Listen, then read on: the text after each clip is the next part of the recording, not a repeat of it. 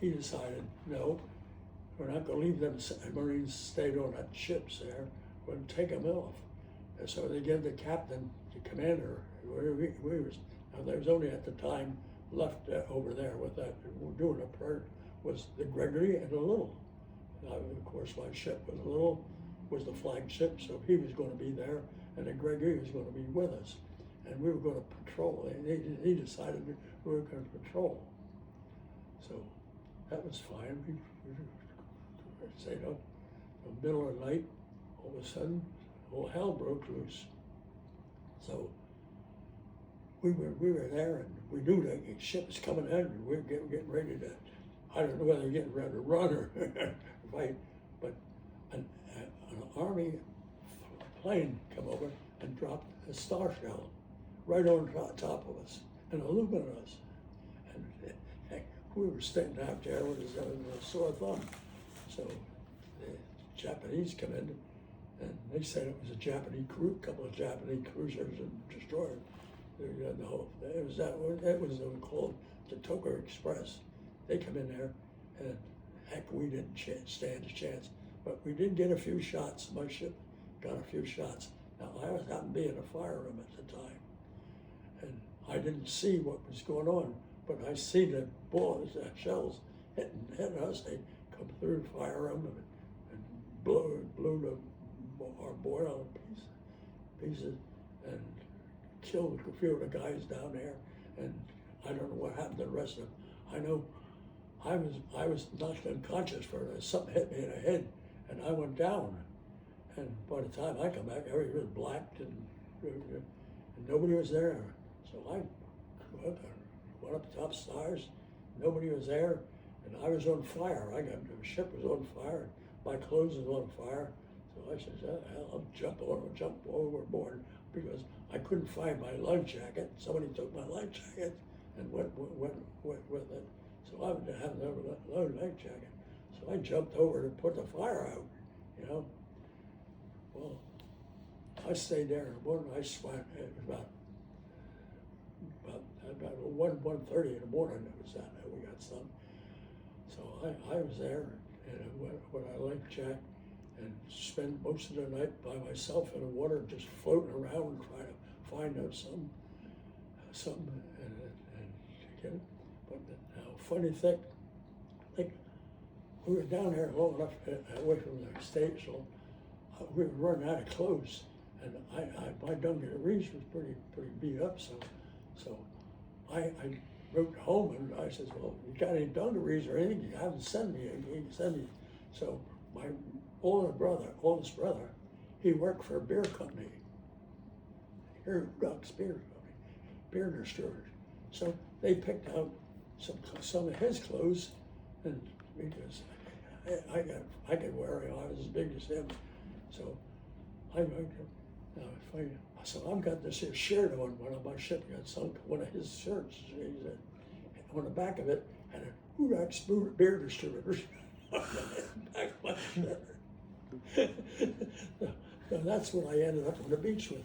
So I had to kick my pants off because my pants were all Did you swim to shore? So, what do you? Did you swim to shore, or did somebody pick you up?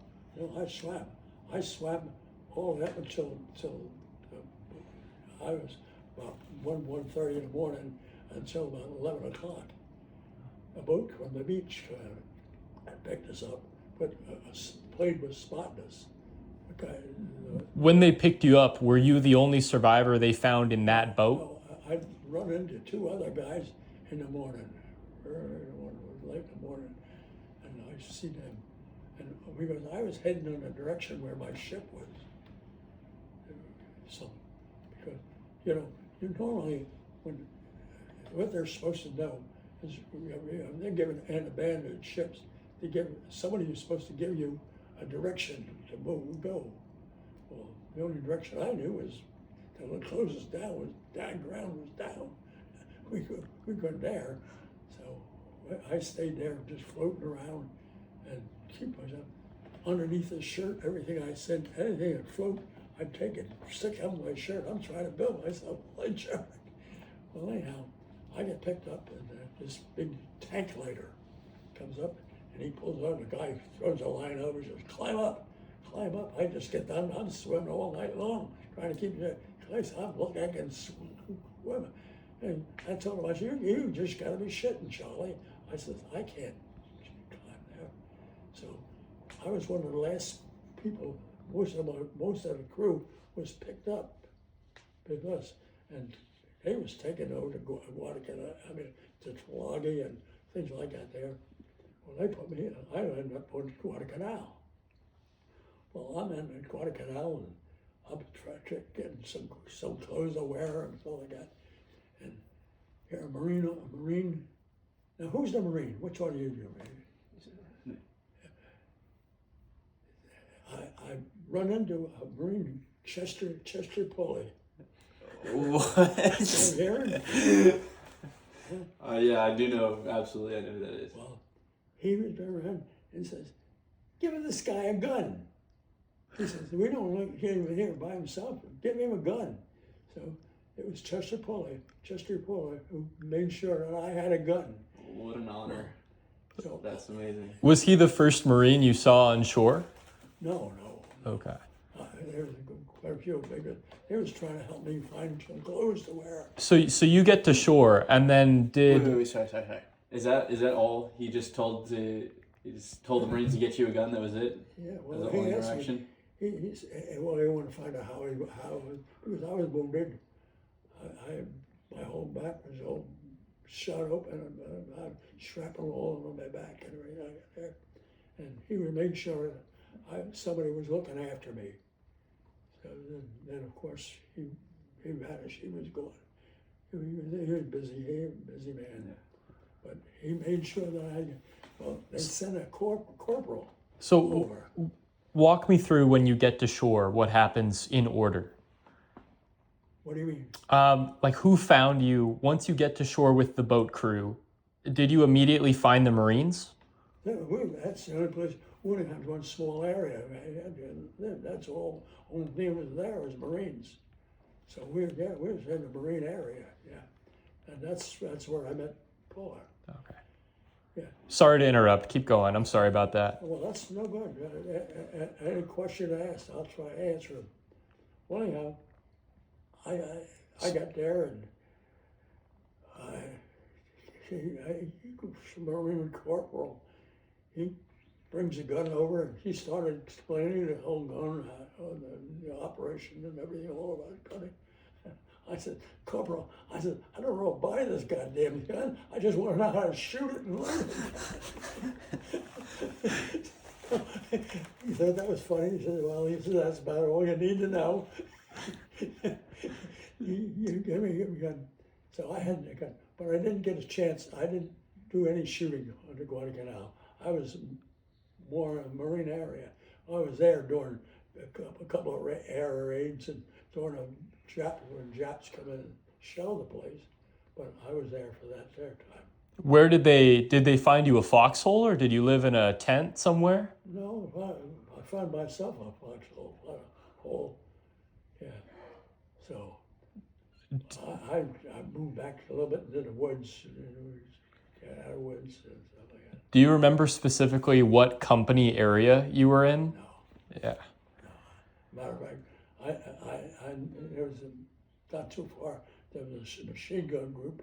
They were handling, and they were there, and they were pretty busy. But the machine gunners, they were pretty damn busy there, because just right after I got picked up, that's when that Japanese key top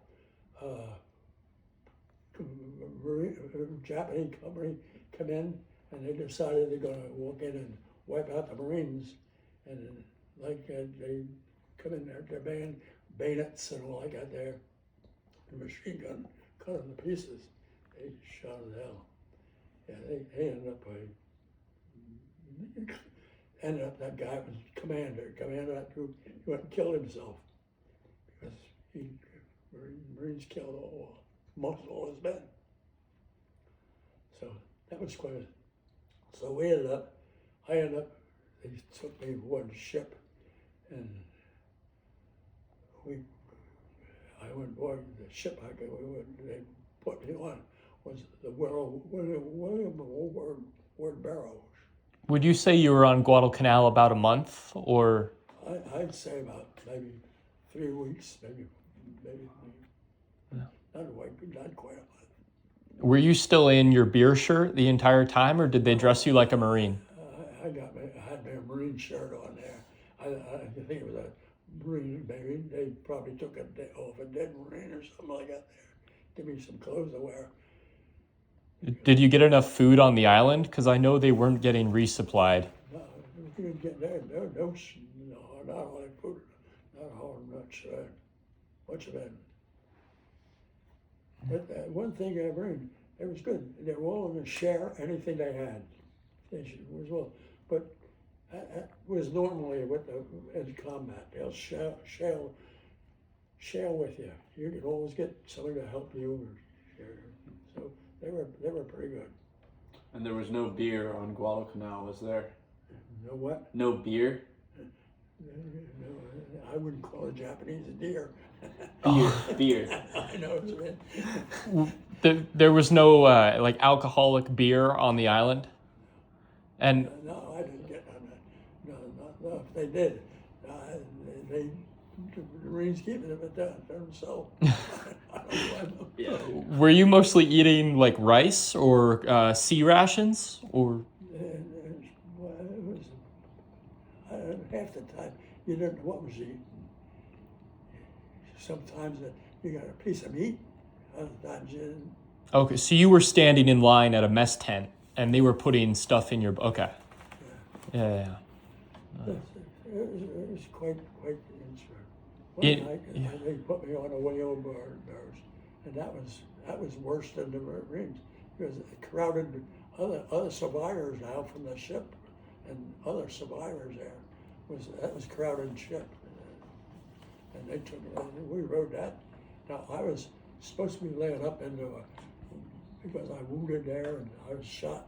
They gave me some shots there that was supposed to be I've got to be let them know before they operate on you and tell you what you had there. You had these shots. So, but I had a Marine Marine corpsman on the island. Now you know the corpsmen are all Navy. He had me, and he was taking the shrapnel out of my back.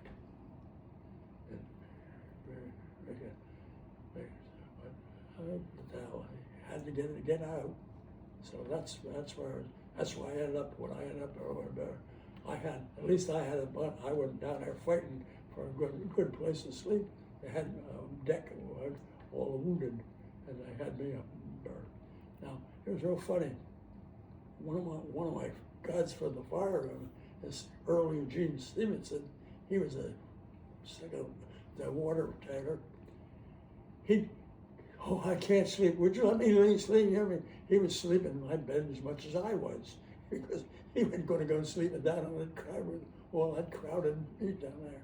Because heck, down there the heads was full and it was a mess.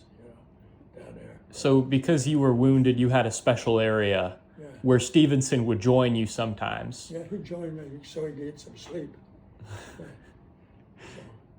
Yeah, and did the ship go directly back to Pearl Harbor? And went back there from there. It headed right on back to Pearl. And in Pearl Harbor, I got off the ship, and they was going to send me to the hospital. Well, I wasn't going to the hospital. I wanted another ship. Hey, I didn't want to go back. Now my back was still the wounds were still open and all like that there. So, but they put me on I went with the group there that going back to state. I jumped in with them, so I wouldn't go to the hospital. I just jumped in with the group back instead, and we got on the Laureline, big trailer that took us back to San Diego. Well, San Diego was good. So that's the first time anybody who was in San Diego wearing whites. You know, San Diego, all blue. So I've got whites on. And we're up there, old girls, and to me, we're coming back from the South Pacific, and it's cold up here. Girl, so this girl, she's got her big fur coat wrapped around me, and keep running.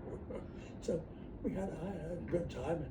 And by the time they called me back I got back to the thing, ready to go. The guy telling me other things. He says, you get yourself squared up, and he said, you get sober, get yourself sober. Did you get to go home? So that's where I was headed. They gave me survivor leave, and they sent me back to Philadelphia. Well, I didn't want to go there, so that's when I got back there and see my family and all. I got there. I'm the only one I was interested in. I didn't care about my brothers and sisters. I didn't give a shit about that. I was interested in my mother. She was a good woman.